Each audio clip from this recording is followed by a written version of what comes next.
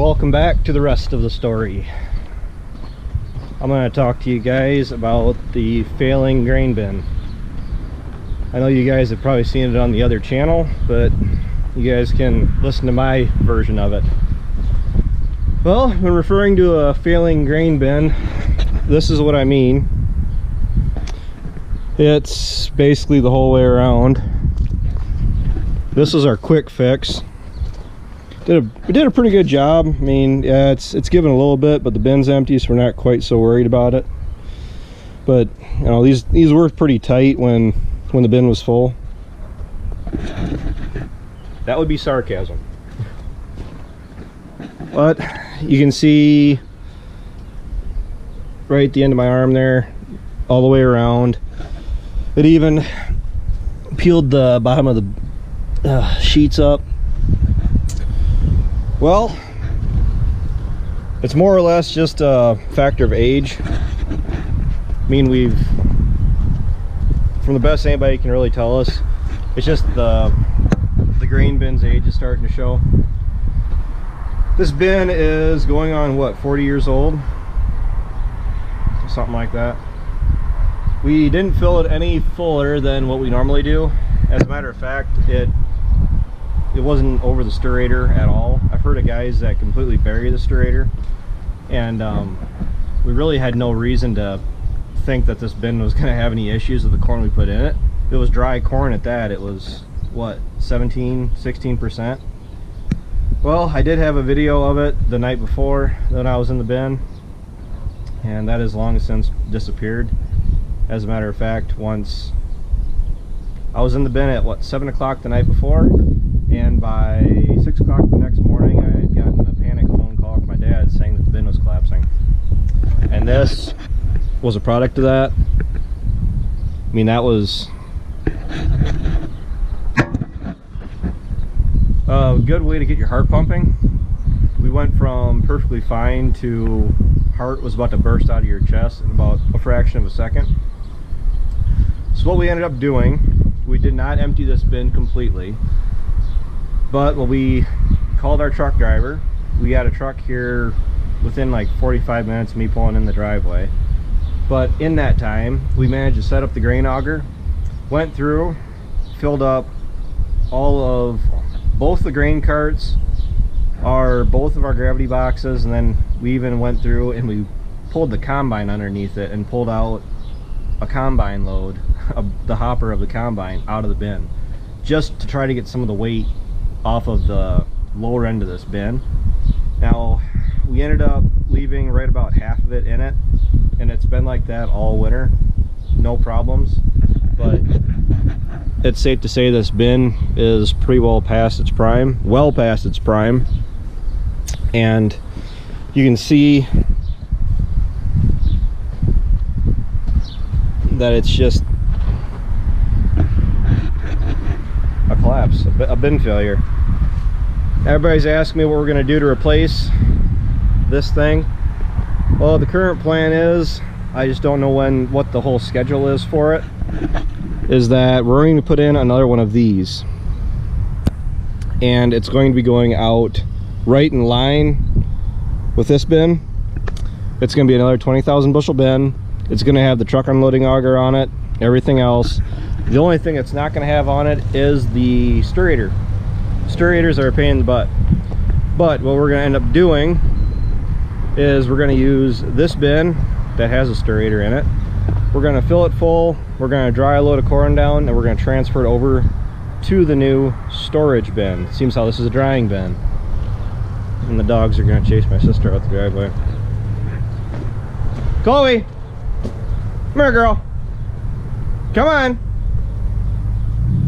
I say dogs are just full of intelligence at times. But this is going to be the drying bin. This down here is going to be the storage bin. We'll have a little over 40,000 bushels worth of grain storage between the two. Well, right at 20,000 bushels per bin. Of course, you don't get them quite full. So we're probably sitting around between the other bin, probably just north of 40,000 bushels we'll be able to store or hold over the winter. Myself, I would like to be able to store all of my grain This is 100% for my dad, for the farm's storage. What we're going to end up using it for is holding it till April, May, June, and capturing the carry later in the year. As of right now, for this time next year, I can lock in $4 plus cash corn. As of right now, I can't get that anywhere else. So I mean, there is an advantage to holding corn. So I don't know, just selling it off the combine at fall. I think all of my farmer viewers understand the fact that selling off the combine without doing much of any, if any, forward contracting just doesn't pay. Myself, I'm about a quarter to a third sold on my fall crops for this year.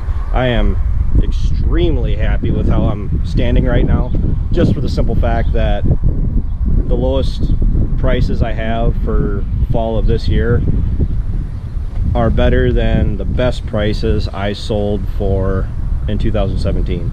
So feeling better, but still the crop isn't made. The crops are still coming out of the ground in some cases.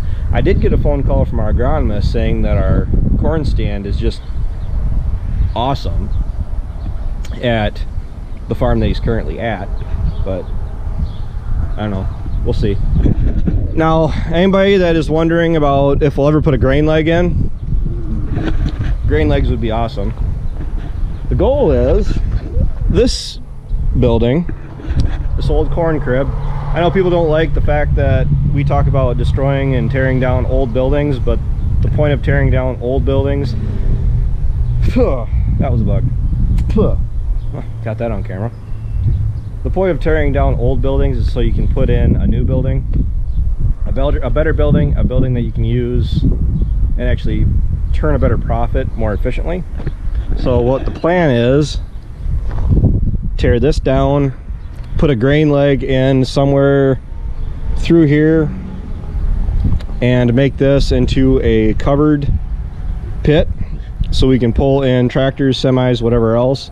And we're eventually going to go through and set it up however we have to. I mean, we've already talked to the bin builders that we can set it up that way.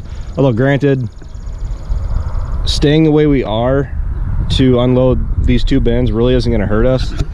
It really did take 20 minutes at the most to sweep out this bin. The power sweeps in these things are awesome. They're a lot better than the manual push sweeps that we have in this one, or no sweep in that one, you know. But you got to get yourself set up to be as efficient as possible. But really the goal is to put in a grain leg to service these two bins, and potentially, possibly, you know, another bin in the future. Of course, this is always just speculative, right?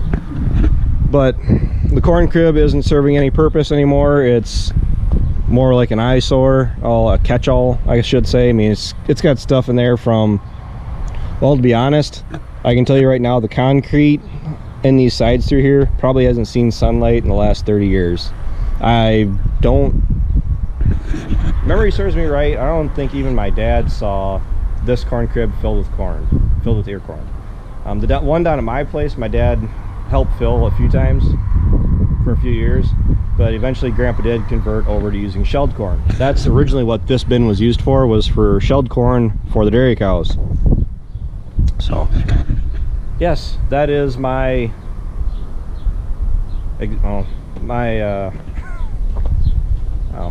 brain fart.